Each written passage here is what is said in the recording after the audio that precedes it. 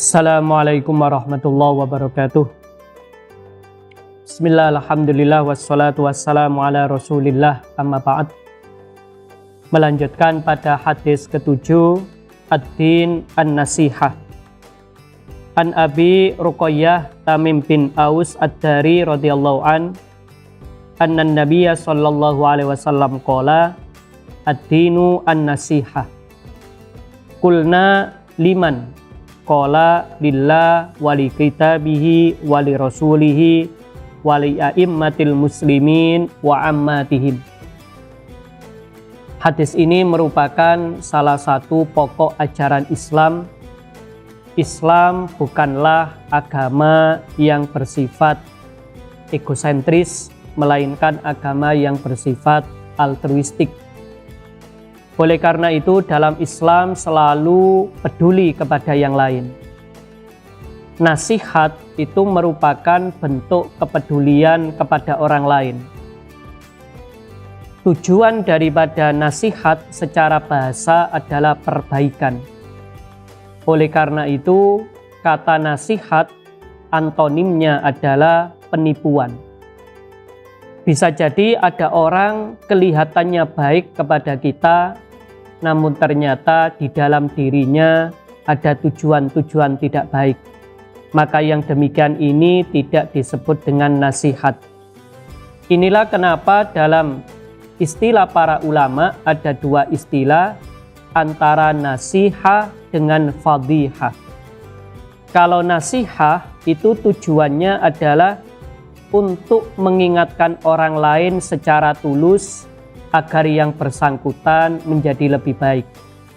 Adapun kalau fadhihah, secara kasat mata dia mengingatkan, namun karena dilakukan di depan publik, maka tujuan utamanya bukan ingin perbaikan, melainkan ingin menjatuhkan harga diri yang bersangkutan.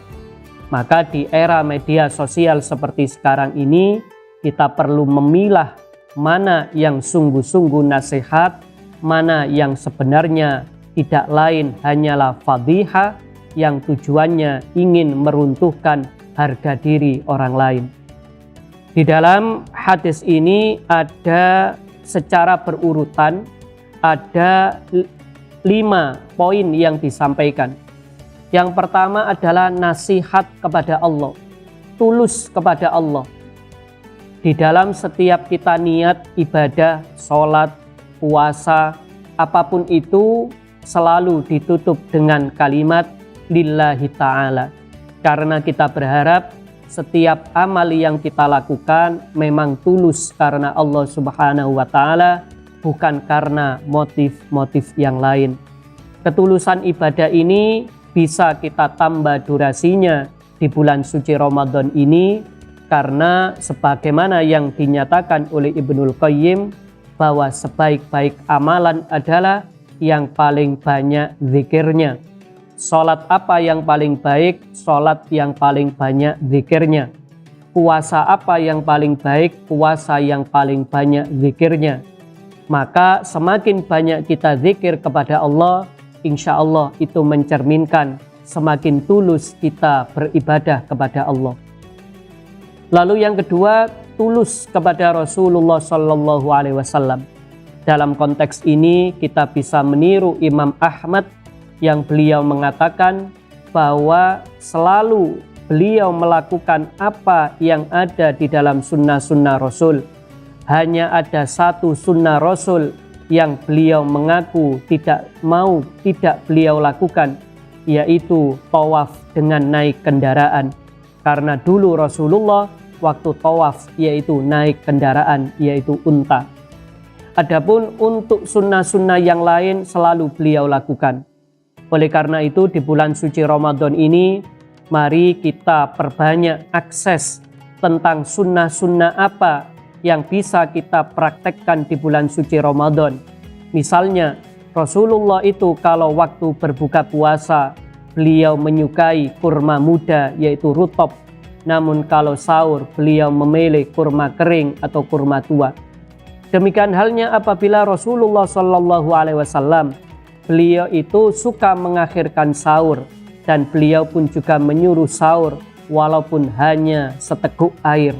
Seandainya kita telat bangun dan hanya punya kesempatan sahur, hanya minum seteguk air, ketika kita bangun demi meminum seteguk air tersebut, itulah wujud nasihat kita kepada Rasulullah SAW, yaitu ketulusan kepada beliau. Lalu juga tulus kepada kitab suci. Di dalam momen bulan suci Ramadan, Rasulullah selalu tadarus dengan malaikat Jibril, minimal setiap bulan 1 kali. Dan di penghujung usia beliau tadarus dengan malaikat Jibril sebanyak 2 kali. Ini kiranya yang bisa menjadi standar kita di bulan suci Ramadan, yaitu setidak-tidaknya kita menghatamkan Al-Quran 1 kali, dan kalau bisa mampu menghatamkan 2 kali sebagai bentuk peneladanan kita kepada Rasulullah SAW. Lebih daripada itu, apabila kita ingin meniru para sahabat, di mana beliau-beliau itu membaca Al-Quran, ada yang 5 ayat lalu diamalkan. Ada yang membaca 10 ayat baru diamalkan. Bisa jadi jumlah yang dibaca sedikit, namun banyak yang bisa dipraktekkan, diamalkan dari ayat yang sedikit yang dibaca oleh para sahabat. Walhasil, untuk ketulusan kita kepada Al-Quran, kita bisa menambah porsi bacaan Al-Quran maupun bisa membaca porsi tadabbur Al-Quran, pengamalan Al-Quran, dan sebagainya. Adapun untuk ketulusan kita kepada pemimpin adalah salah satu wujud kepedulian kita kepada pemimpin adalah mengingatkan apabila ada pimpinan-pimpinan yang melakukan kesalahan, bahwa salah satu jihad yang terbesar yaitu memberikan kritik yang benar agar pemerintahan atau pejabat tidak melenceng. Ada sebuah demo itu merupakan sebuah indikasi ada yang salah pada yang terjadi pada pemerintah. Maka adanya demo, adanya kritik, itu merupakan sebuah hal yang baik. Wujud ketulusan rakyat kepada pemerintahnya adalah mengingatkan apabila berbuat salah. Sayyidina Umar, beliau seorang khalifah. Pada waktu beliau itu khutbah, pidato atas nama kepala negara, beliau itu menyatakan, semoga Allah merahmati orang yang mau mengingatkanku ketika aku berbuat salah. Bahkan ketika ada orang, wahai Khalifah Umar, seandainya engkau berbuat salah, pedangkulah yang akan bicara. Sayyidina Umar pun tidak marah, justru mendoakan kepada orang tersebut bahwasanya kritik keras yang tujuannya demi kebaikan masyarakat, karena kepemerintahan yang tidak akurat, tidak tepat, itu merupakan bentuk ketulusan kepada pemimpin. Namun yang patut kita perhatikan di zaman sekarang adalah ketulusan kepada masyarakat. Bulan suci Ramadan adalah bulan suci toleransi, bulan suci empati.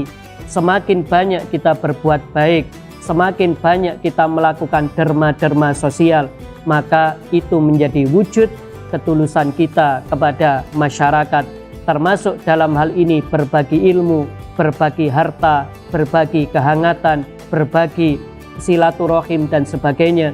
Itu semua merupakan bentuk ketulusan kita kepada masyarakat umum. Walhasil, semoga kita bisa benar-benar mengamalkan agama adalah sebuah ketulusan baik kepada Allah, kitab suci, Rasulullah, para pemimpin maupun masyarakat pada umumnya. Wal afu minkum. Wassalamualaikum warahmatullahi wabarakatuh.